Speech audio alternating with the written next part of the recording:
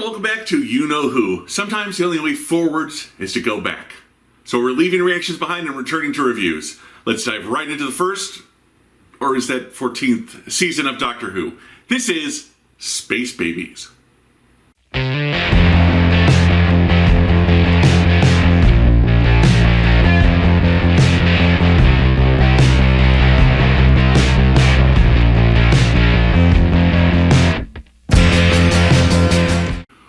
Up where we left off at the church on Ruby Road with Ruby entering the TARDIS. The Doctor catches her up on the basics. Time and space machine. Chameleon circuit but busted. Gallifrey but all dead. For her first trip in the TARDIS, they jump back 150 million years into the past. Ruby worries about stepping on a butterfly and messing up the present, but that's ridiculous.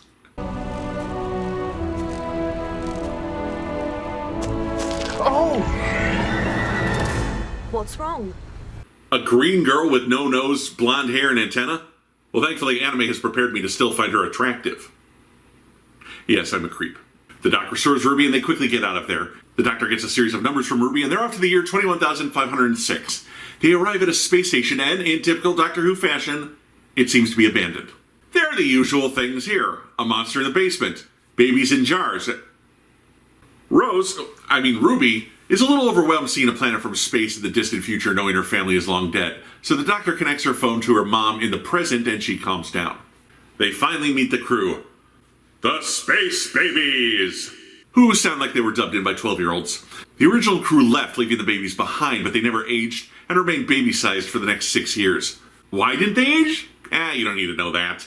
Ever since then, an AI named Nanny has looked after the kids, helping them to blow their noses and such. Hey, you know the lyrics, sing along.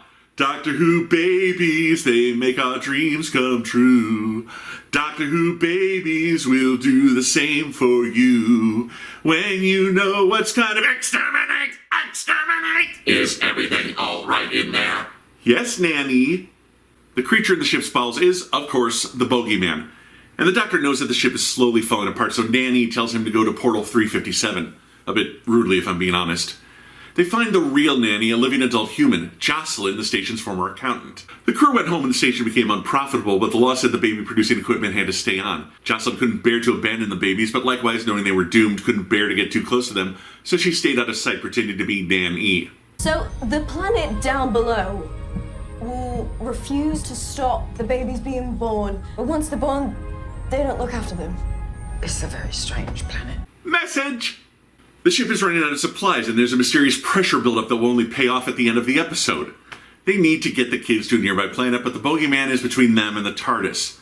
Babies, a nanny, a monster in the basement.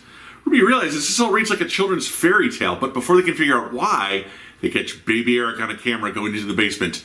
Baby Eric has decided that Ruby was right, there is no Bogeyman, so he's descended into the ship to scare it off. But it's scary, and he drops his adorable little sword. Ruby and the Doctor rush after him. They find him hiding, but the Bogeyman is right behind them. Enter Captain Poppy and the other babies who scared off of their chairs, built-in flamethrowers. Babies with flamethrowers. Great job, Nanny. Don't bother asking for a reference. The Bogeyman appeared 6 years ago, the same time as the babies were born. The Doctor finds ropey strands of gunk lining the corridors and needs to analyze it. He realizes the malfunctioning ship's computers created Bogey to fulfill a storybook environment for the space babies. And what's it made of? You might think it's water, but it's snot. The Bogeyman is made of bogies. Now, see, if you don't get that joke, you're not alone, sweetheart. In America, snot is called boogers. In the UK, bogies.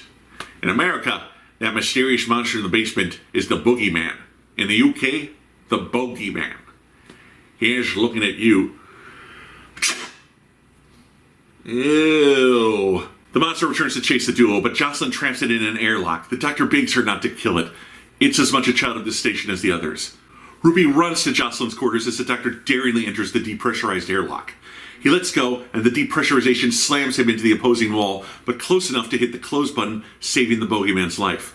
Even as Ruby stops Jocelyn's computers, saving the Doctor as well. In the denouement, Jocelyn is now out playing with the children. The Bogeyman is safely contained, and the previously mentioned pressure buildup was released, propelling the station right into orbit around the colony world. Ruby did well, and she gets a key to the TARDIS, but he tells her the one thing he won't do is take her to the night her mother abandoned her. That could screw up her timeline and create a paradox that could destroy all of reality, like with Rose and her dead father. Hey, at least he's learning. Earlier, it snowed on the space station. The Doctor thinks that was a message from the cosmos not to investigate her past.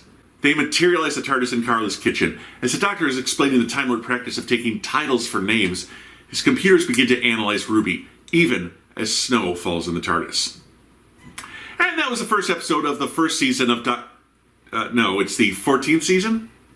Anyway, Doctor Who's back for another season. Let's just agree that's always a good thing. That said, I didn't really like this episode. It seems, 2 episodes in, that Russell T Davies is more interested in pushing the boundaries of fantasy than sticking to the sci-fi format he established for the 9th and 10th Doctor eras. We've got singing goblins on a flying pirate ship feasting on coincidence and babies. Then we've got talking babies on an abandoned space station being stalked by a storybook monster made of discarded phlegm. Even in a distant future space station setting, that doesn't sound particularly sci-fi. Overall, Space Babies was trying to be scary, but the whole while not taking itself too seriously, and I don't feel like the episode struck the right balance. That said, there were some things I did like. I liked the Doctor's speech about why does he keep going if his world is gone. I thought there was great makeup for Ruby's butterfly scene. I also appreciate that she was a bit temperamental with a splash of OCD there. You can't just change species in a millisecond and pretend like you're exactly the same person, but with scales. As I mentioned before, Ruby looking out of a viewport, missing her mother, so the Doctor hooks up her telephone to call through time and space. That reminded me of Rose's second episode, The End of the World, where she's looking at Earth through a viewport, missing her mother, so the Doctor hooks up her cell phone to call through time and space. There's no way that was just a coincidence or even just a subtle nod to the first season of the relaunch. Mark my words, RTD had a more in-depth reason for doing that. We'll probably find out as the season plays on. This episode continued to set up Ruby's mysteries. He won't take her to the night she was abandoned unless he screw up her own timeline. You know, again, like Rose with her dead dad. That one time. Russell, why are you doing an homage to your own work? Anyway, somebody recently asked me what I wanted to see out of this new Doctor. We've had so many dark doctors, sad doctors, even a bit too mopey at time doctors. Let Cootie's Doc be the compassionate one. He continues to show such amazing compassion, especially when he was giving some much-needed words of encouragement and a few cuddles to Poppy and the other babies. Okay, I know it sounds like I might be praising this episode, but I stand by what I said, and I didn't really like it that much. The whole human adult hiding to emotionally protect themselves from the space babies seemed out of character for Jocelyn, who'd already made this huge self-sacrifice to protect them. And the bogeyman seemed just like a stupid idea and an unnecessarily feral, gross monster. It was all claws and fangs, and I guess that's scary to children. I don't know. And the computer creating the bogeyman was never really explained to my satisfaction. It was a storybook environment it was trying to create? Why? Oh, it was malfunctioning. I guess we don't really need an answer. That said, plot holes aside, there was some good empathic performances by Cootie and Millie. Okay, my friends, thank you for joining me. Hey, before you go, please like this video, subscribe to this channel, click the bell for notifications, and please check out my Patreon page. It's patrons like you who help these videos get made. Guys, I'll see you back here next time for another review of Doctor Who. Until then, this is You Know Who, and I'm your host, Brian Heinz.